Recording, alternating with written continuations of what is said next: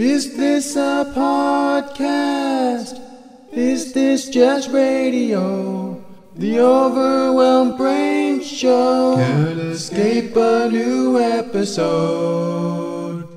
Open your ears and your life will improve. You'll see. I hope you enjoy show number 93, 'cause you will soon be in the know. Questions answered in this show. The best part of this fine show is that you'll always get it for free. For free. Rising higher than mainstream thinking. Are you annoyed by affirmations? When you're told to think positively, do you say, wow, if you hadn't shown up, I might have actually started expressing and releasing my deepest, most painful emotions? Wouldn't want that. If affirmations feel like lies and positive thinking feels like denial, then start your journey of incredible learning and growth to create the life you've always wanted now.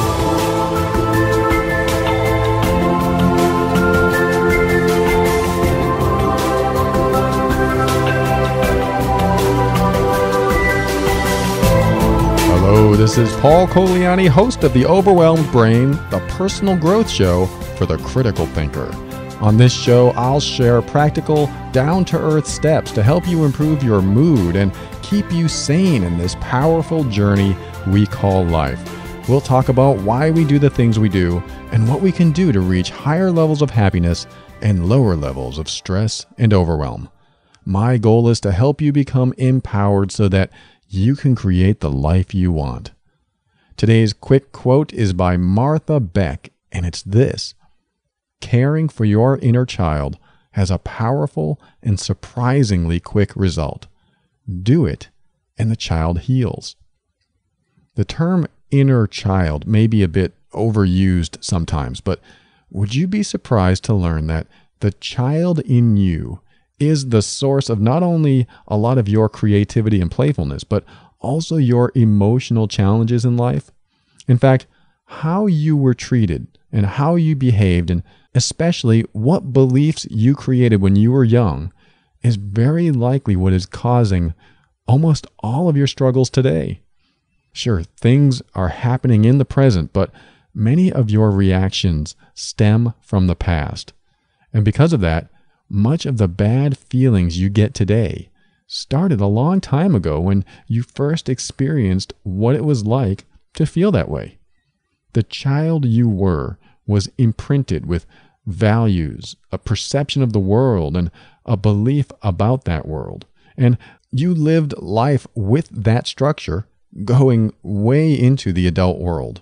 It's like getting out of the driver's seat for your brain and letting a 6-year-old drive instead.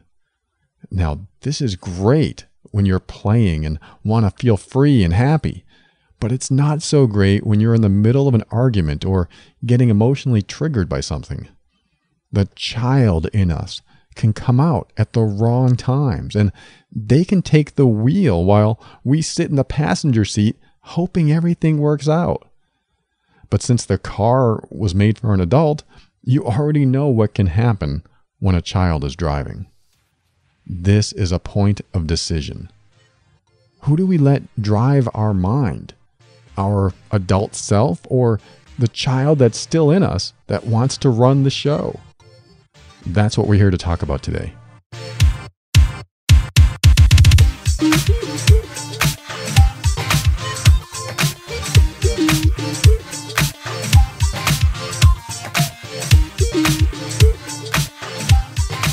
This show is provided as a public service of the Healing Broadcast Network. We rely on sponsors and listeners like you to keep it going and keep it free.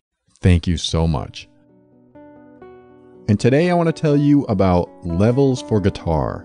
Have you ever heard some amazing guitar music and thought to yourself, I would love to play like that, but you didn't know where to start or have time to schedule lessons into your day?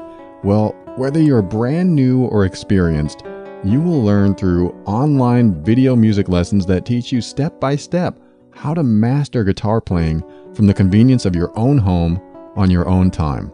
Levels for Guitar is offering an entire month's access to hundreds of videos for free. I went to their site. It's just amazing. I love it. No cost, no obligation. Just go to levelsforguitar.com/brain to get access to the entire library for a whole month for free now.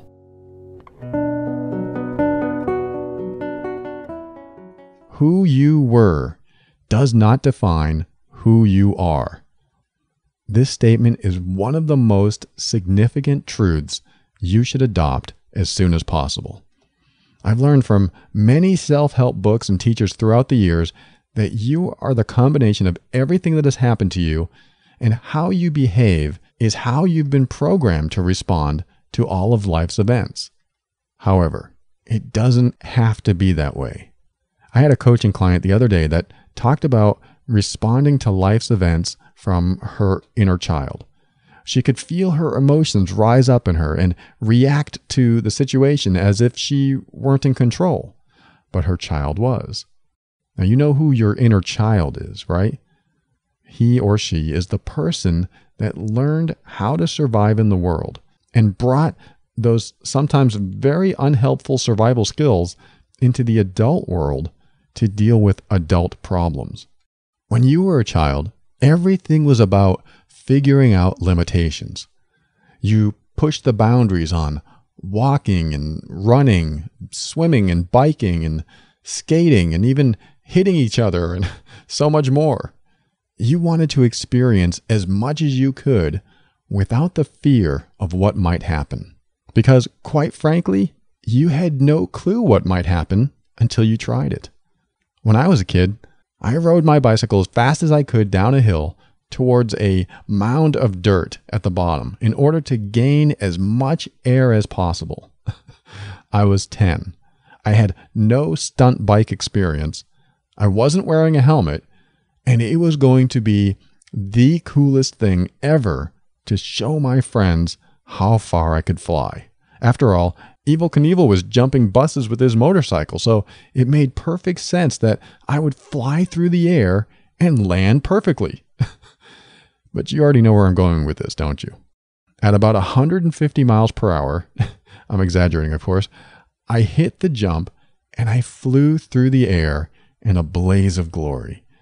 I'm not sure where my bicycle was, but there I was, flailing wildly above the ground, trying to get my balance.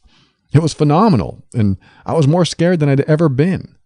Then I blacked out. When I came to, I looked up and noticed everyone around me trying to figure out if I was dead or not. Having miraculously not suffered a broken bone or even spraining an ankle, I went looking for my bike so that I could get home as fast as possible. Sure, I survived a great stunt, but didn't get to brag about it. In fact, I was hoping everyone forgot about it. And as with many things in life, that moment came and went. And soon that stunt was just a memory, never really to be mentioned by me or any of my friends again. I guess it felt a lot bigger and scarier than it actually looked from their perspective. But that's where the important part comes in. At that moment, right after the crash, I made a decision not to take too many big risks like that. I became more of an introvert and less involved in extracurricular activities. It wasn't only that specific incident, but it was one of the many, quote, failures I had as a child that caused me to create a belief system of, why try? I'll fail. I mean, why bother trying if I'm only going to fail anyway? I grew up with this belief created by a child. Imagine if you followed the advice of a child. For example, if they told you what stocks to invest in or what kind of car to buy. Well, some children may actually know this stuff, but that's not the point. What I want to get across is that many of your decisions and behaviors come from a child's perspective of the world. A child's perspective of love, for example, could be about how many toys his or her parents buy for them. Then, when that child grows into an adult, and that perspective sticks around, they feel love when things are bought for them. This is why the 5 Love Languages book by Gary Chapman is so popular. It talks about what we need in our life to feel love. Regardless, your perceptions as a child are a lot different from how they are today. If you got yelled at a lot as a child, you probably developed an aversion to yelling today, maybe even becoming hypersensitive to it. Now in the adult world, people yelling may make you uncomfortable. In my case, I developed irrational fears regarding people who drank alcohol. I brought those same fears into the adult world and ruined a few relationships because of them. Now, once I explored what I really feared, I was able to let go of those childhood beliefs about people who drank alcohol. Think about everything that you feel emotionally triggered by. An emotional trigger, at least the way I'm talking about here, is when you feel bad when someone does or says something. For example, I used to feel bad when the one I loved drank alcohol. I would feel hurt and unloved because that's how my stepfather made me feel when he drank. My belief was that he wouldn't drink if he really loved me. And also, I feel scared when he's drinking. Therefore, I don't want to be around people who drink. Think about what beliefs you're holding on to from childhood that you still base your decisions and behavior on today. The client I mentioned earlier could actually catch herself behaving in a way that she didn't want to behave, but she didn't know how to stop it. She felt it coming on, but couldn't stop the negative emotions from coming up.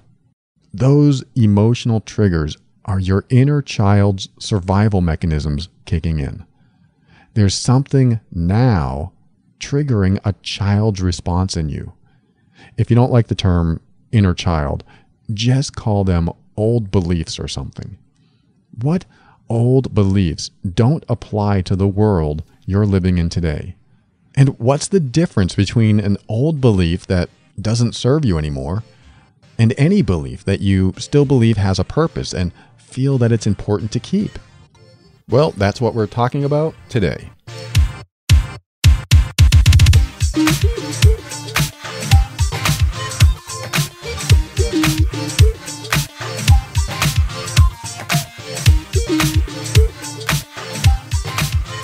I love the question, who's driving the bus?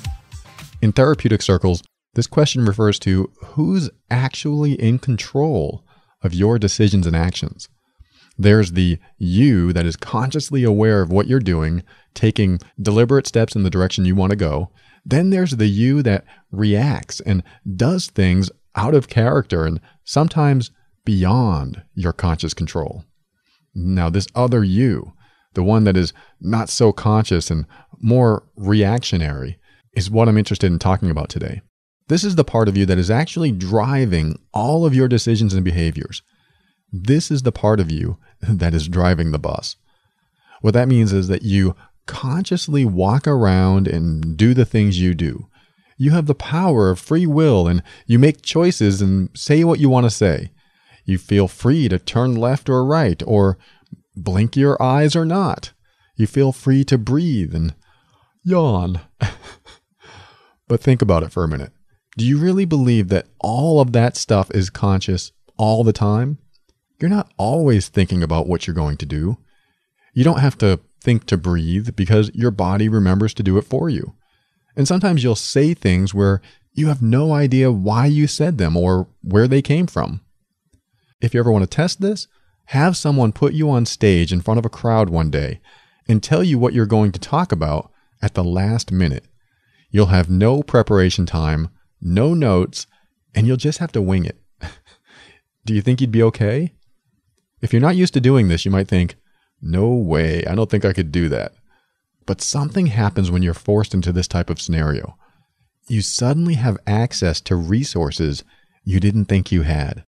Those resources come from that subconscious part of you that is actually running the show in the background. We're too busy staying consciously aware of things to realize that, when needed, our subconscious can kick in and pull things off that we had no idea we could do. I know this is true because of what happened to me. I was part of a training class in the 90s, and one of the pop quizzes was to stand in front of the class and talk about a topic that we wouldn't know about ahead of time.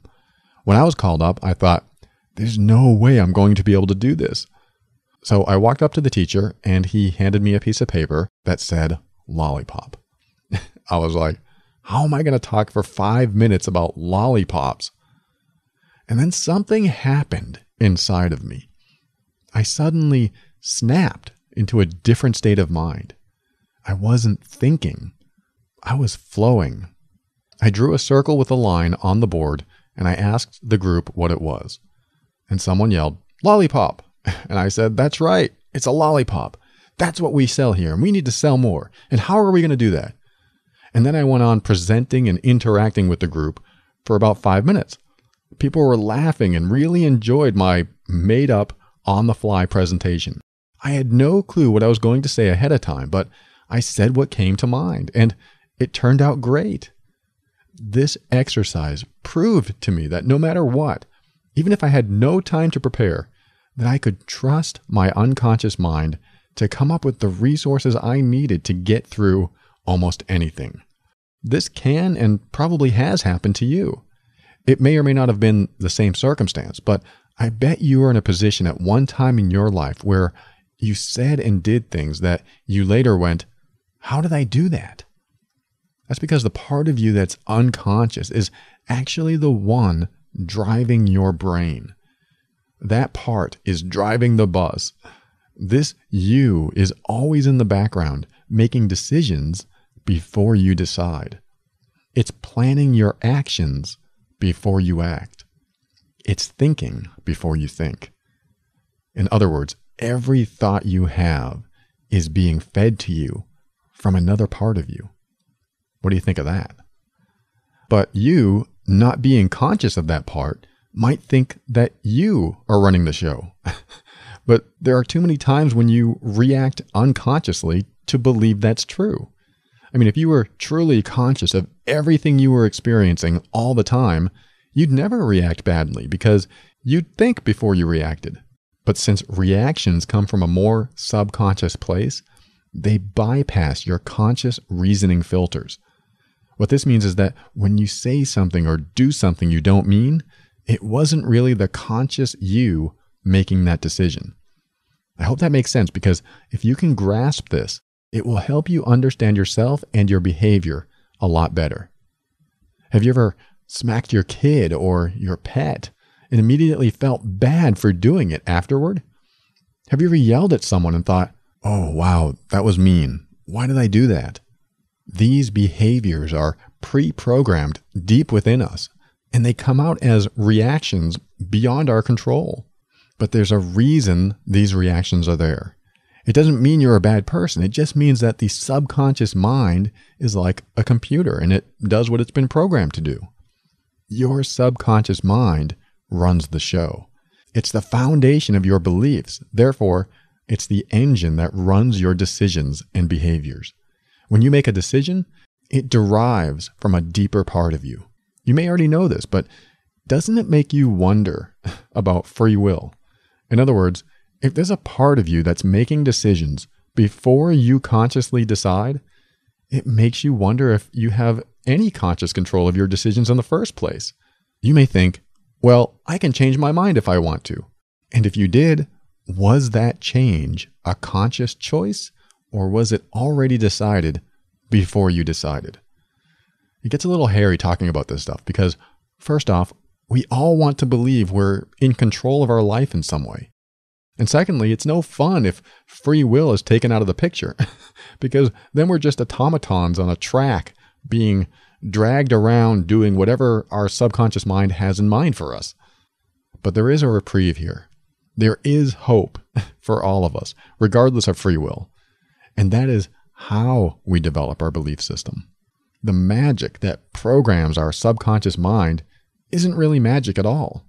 The decisions that are made before we consciously decide may not be fully controllable in the moment, but they can be programmed to respond and behave the way we want them to in the future. We're going to get a little bit of woo-woo here in a moment, but I promise to approach it from a practical standpoint.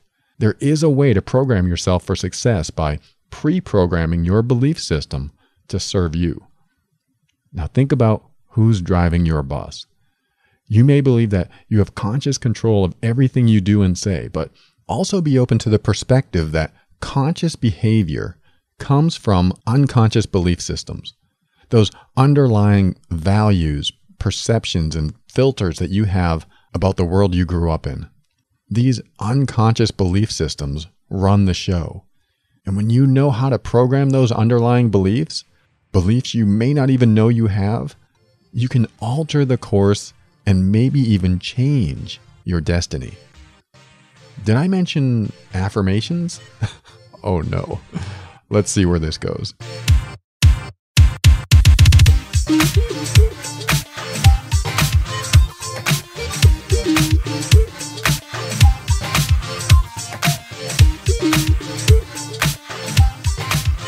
What old beliefs are you carrying around that no longer serve you? The problem with this question, one that I've asked before on the show, is that the reason you have a belief is because you believe it serves you. That's why I rarely use the term limiting beliefs. Did you ever hear anyone use that? Let's eliminate your limiting beliefs so that we can create new beliefs to help you succeed. Now, I've used this term to describe how you have beliefs that you don't even realize limit you in some way. A belief like, I know I'll never be healthy because my whole family has never been healthy. That limits you in that you think you'll never be healthy. And if you don't think you'll ever be healthy, you'll never take steps towards creating good health for yourself. After all, why would you even try to be healthy? If your family wasn't healthy, that just means you won't be healthy either, right? Well, there's an obvious flaw to that thinking, and it's this. Genetics are a component of health, not the totality. And you can use that line with just about anything you think about. For example, saving money is a component of wealth, not the totality of it. Love is a component of life, not the totality of it. On and on. Everything you have and do is a component of a bigger picture. So if you think your health is doomed because your family had health issues, then instead of feeling defeated, realize that you need to work a little harder on all of the other components of your health so that you don't end up like them. Another example is that you could believe that because your mom and dad did such and such to you that you'll turn out a certain way. But what it really comes down to is that you end up in a way that is the result of the amount of attention that you give to each component of the major areas of your life. Or to make that easier to understand, you get what you put into all the components as a whole. A good example of that is how you approach relationships. If you think all you need to do is love someone else and you have a relationship, your relationship will probably fail. Love by itself is not enough. The people you love need to know that you're also safe to be around. They need to know that you'll support them when they need it and that you'll help them if they fail or fall. Love could already encompass all those things for you. And if that's the case, that's great. But there are so many components to loving someone. That's why I say just loving someone isn't enough to create a long-lasting, fulfilling relationship. But let's get back to the topic at hand, and that is what we can do to create an empowering belief system that propels us along the path of personal growth and development. We talked about how we really don't run the show. Our subconscious does. It's turning all the dials and pulling all the levers. Our conscious mind is simply going along as commanded. But that's no fun. How can we enjoy life if we believe that we're just going along for the ride? I mean, I agree. There's no joy in just tagging along. So here's what you need to do to start taking control of your life again and creating the outcomes you want. You may not like it because it's not instant gratification, but it does work. The secret to creating the life you want is twofold. 1, remove the clutter of negative emotions and attachments. And 2, replace that space with positive programming. The first item is what I always talk about. It's laid out in my book, Clear the Path to Happiness, and it goes over what needs to be done to clear the obstacles that block the path to happiness. I repeat it over and over again in this show, but I'll say it again if you're new to the overwhelmed brain. Here it is. Find someone safe and express your pain, shame, misery and humiliation, embarrassment, and everything else that you can think of. This is the first step to processing and releasing all the negativity that you may have stored in you. Once you do this, it's like springing a leak on a giant dam. Once the leak starts and the negative emotions pour out of you, you'll start letting them all go. And you'll feel free and empty of all that negativity. There are other things that you can do too, but that step is so important. But many of us don't like it because it means admitting to things that we're afraid to admit. It means being called out on what we did and who we did it with. It means showing people that we're dysfunctional and handled things in a way that we're not proud of, perhaps. But I say, so what? Everyone has done things they wish they hadn't. Everyone has regretted something along the path of life at some point. It's just that some people hang on to it all their lives, hoping they never have to deal with it. You know how that goes, right?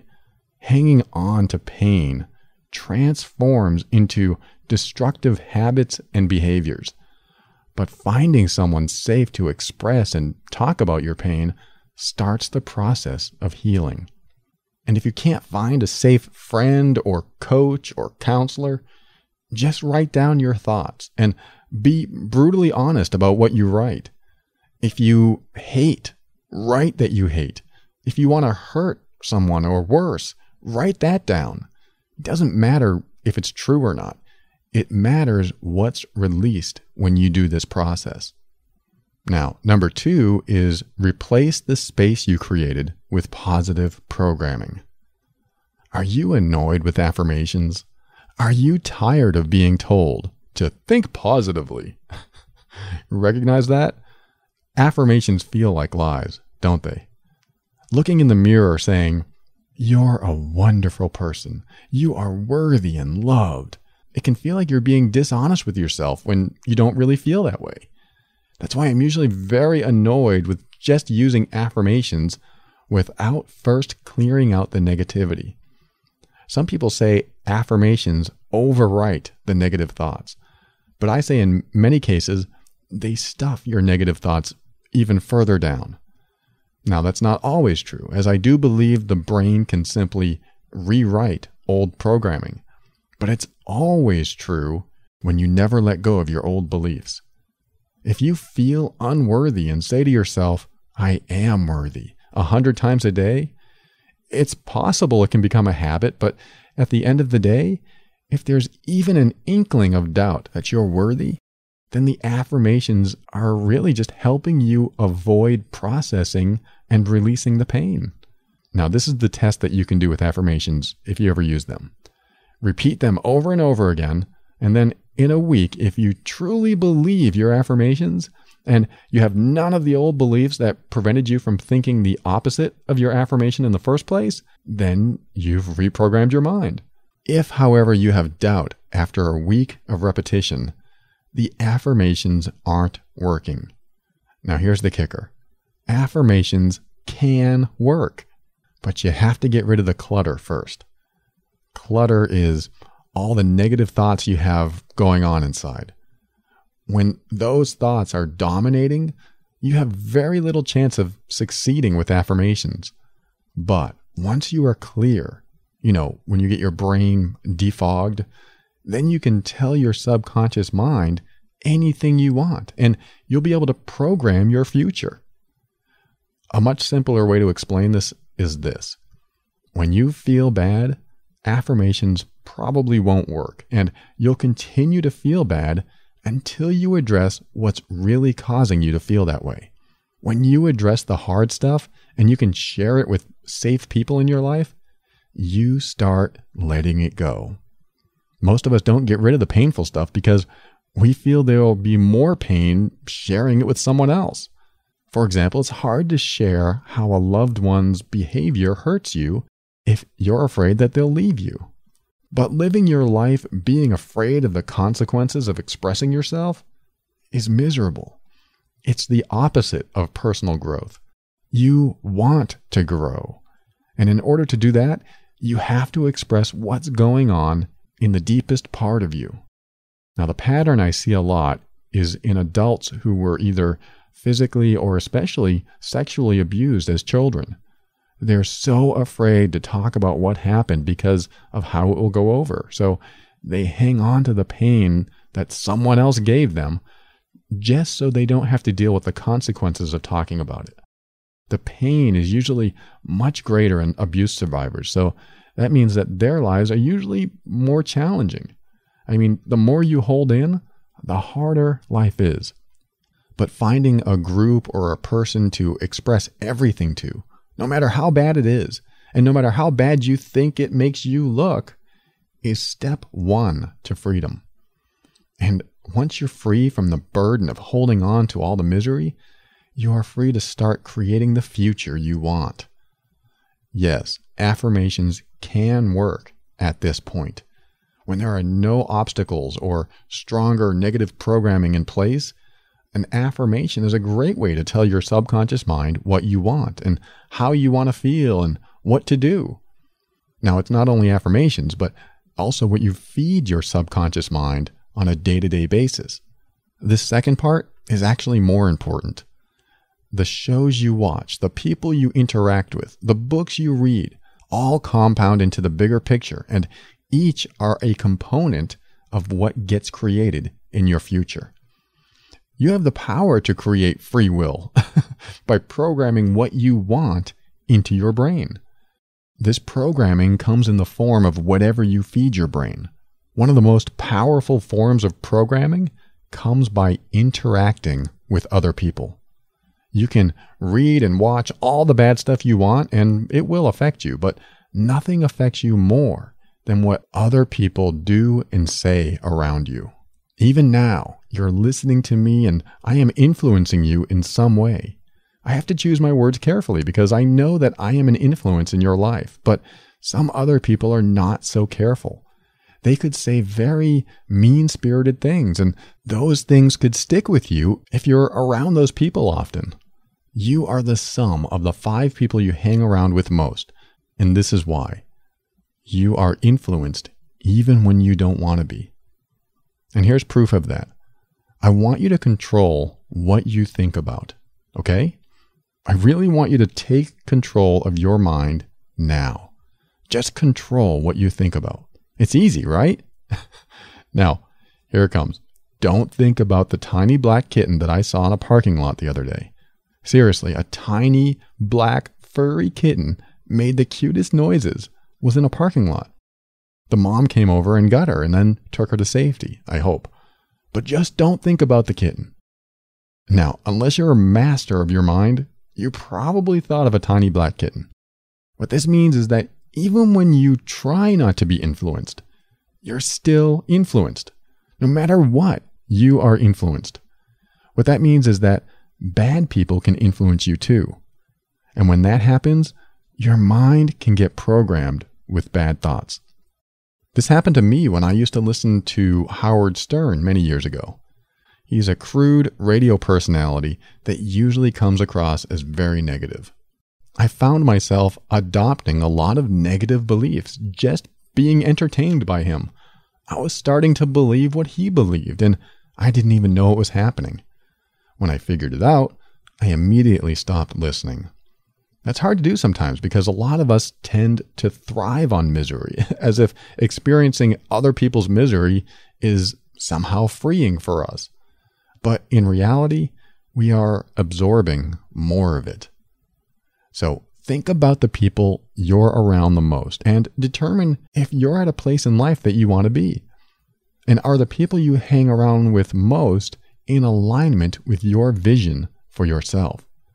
Are they lifting you up or bringing you down? And look at your own behaviors towards others too. When you don't like what someone else does, do you put them down for it, or do you support their decision to do it? You can either be selfish and get what you want, or selfless and support what they want. It works in reverse too. People can be supportive of you, even if you're wrong, or they can put you down. But which path is more empowering? When you're empowered, you tend to make better decisions for yourself. When you feel bad, you tend not to. Programming your subconscious mind is all about releasing the bad and letting in the good. And once the bad is gone, programming is much easier. Remember I said we were going to touch on the woo-woo a little bit? Well, here it is. When you clear the path of obstacles, all those negative emotions and such, manifestation becomes easier. Manifestation is one of those words you hear about in the law of attraction circles all the time. But here's what's interesting. It's true. Manifestation does and can happen for you. It happens easier and faster when you release the pain from the past. If you truly want to put the vibe out there and get what you want in life, you're not going to see those returns until you're ready to face your inner demons and release the pain. You can manifest what you want, but it will take work. It will take you being brave enough to express it all to someone safe so that you can start getting good returns in life. Hang around good people and you'll get good returns. Does family put you down and make you feel bad? It's time to express the pain they are causing you, or just get away from them. I know, I make it sound easy, but listen to other episodes of this show and you'll learn all the ways to do this. You can create the life you want. You can manifest what you want, but it takes work. It's not just positive thinking. It's dealing with the stuff you don't want to deal with so that you don't get triggered in the future. When the pain is drained, the good will replace the bad. Now, if you can't release it all, or you're still working on it, you're still heading in the right direction. And you can still manifest what you want in life. It might take longer, but always head in the direction of what's best for you. Remember that each step you take is a component of a bigger vision. You're either growing and evolving, moving towards the vision that you have for yourself, or fearing and moving away from what you want. You have an opportunity to change your future. You may not be getting everything you want right now, but you have the opportunity to start programming your mind for success in the future. And that future could be as soon as tomorrow. So don't get caught up in today and how you're not where you need to be. Get motivated that everything you do is a step in the right direction. That doesn't mean your vision will manifest as you intended, but something will manifest that will be just as rewarding. Think about the people that bring you down the most and either walk away from them or honor yourself when you're around them. People can try to put you down, or they can put you down. It's a hard choice, but it is a choice you can make. People who lift you up are the best type of people to be around. And of course, once you really honor who you are and start being compassionate towards yourself, you can become the most positive influence in your life.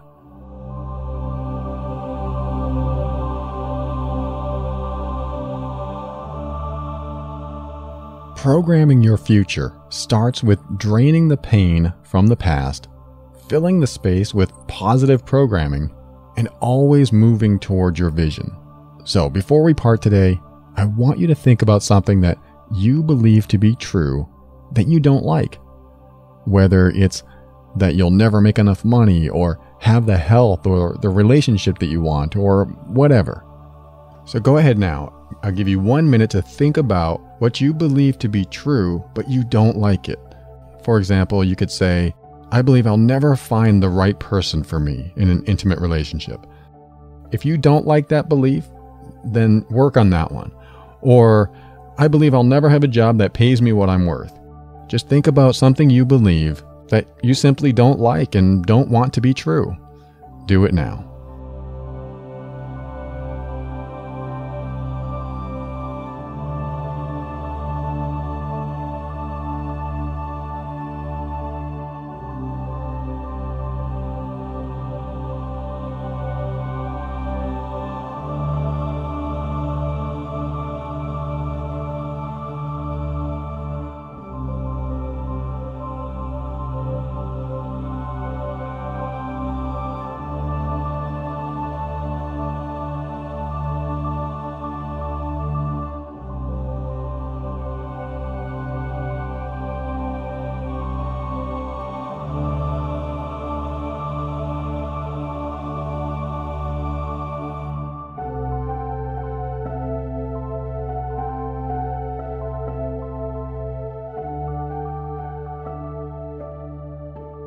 Now ask yourself 2 questions.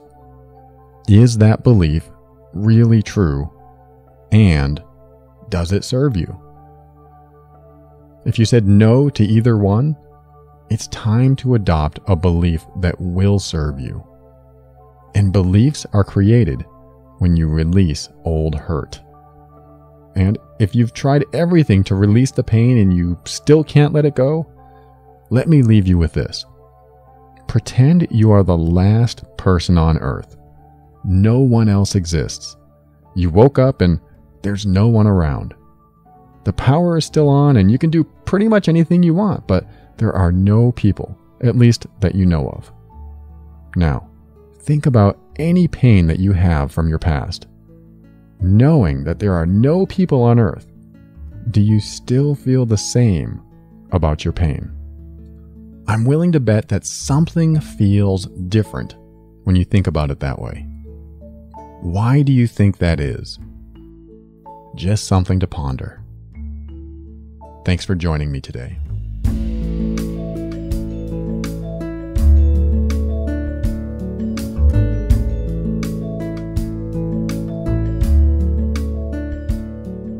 Thank you for listening to another episode of The Overwhelmed Brain. I thank Shane, Nancy, Richard, Ashley, Lisa, Alicia, Gregory, no, not Gregory, I mean Jeffrey, Keith, Jen, Victoria, Mike, Lacey, Shane, Matt, and Noemi, and for connecting with me through Facebook, Frederica, Sarah, Fidela, Karen, Valerie, Michael, Kelly, Jamie, Don, and Billy.